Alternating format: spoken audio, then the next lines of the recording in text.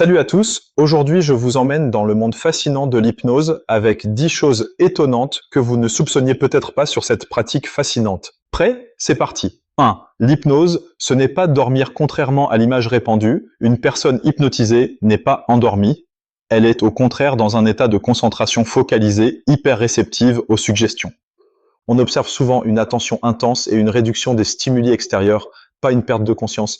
2. Ce n'est pas de la magie ni du paranormal.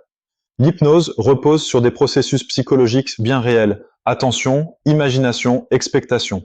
Historiquement liées à des pratiques rituelles, aujourd'hui elles s'expliquent par la science cognitive et les neurosciences, pas par des forces occultes.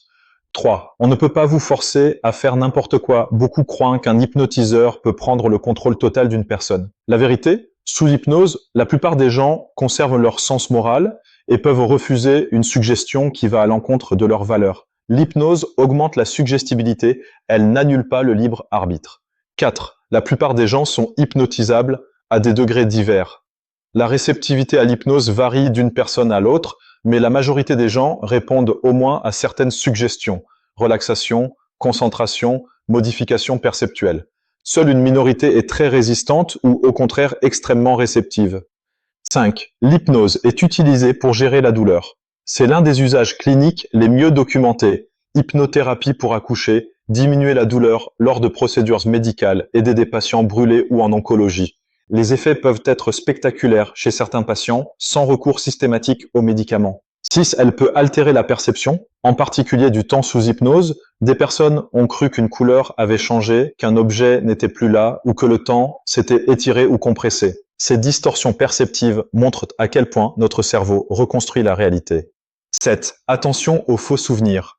L'hypnose peut aider à libérer des souvenirs, mais elle peut aussi favoriser la création de faux souvenirs si la suggestion est mal conduite. C'est pourquoi son usage est encadré dans les contextes judiciaires et cliniques.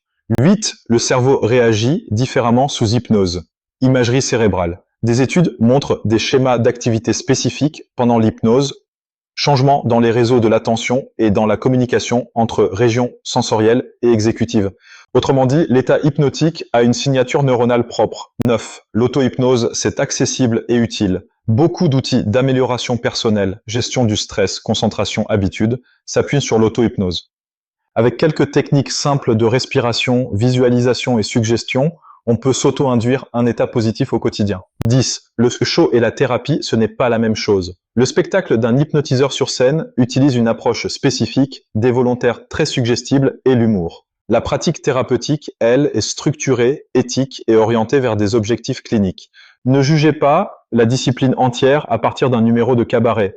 L'hypnose est un outil puissant et polyvalent, parfois surprenant, souvent mal compris. Elle mêle psychologie, neurosciences et pratiques cliniques et peut aller du simple exercice de relaxation à une aide thérapeutique sérieuse. Si une des idées que je viens de partager vous a surpris, dites-moi laquelle dans les commentaires. Abonnez-vous si vous voulez d'autres vidéos sur le cerveau et la psychologie. À bientôt pour une nouvelle exploration.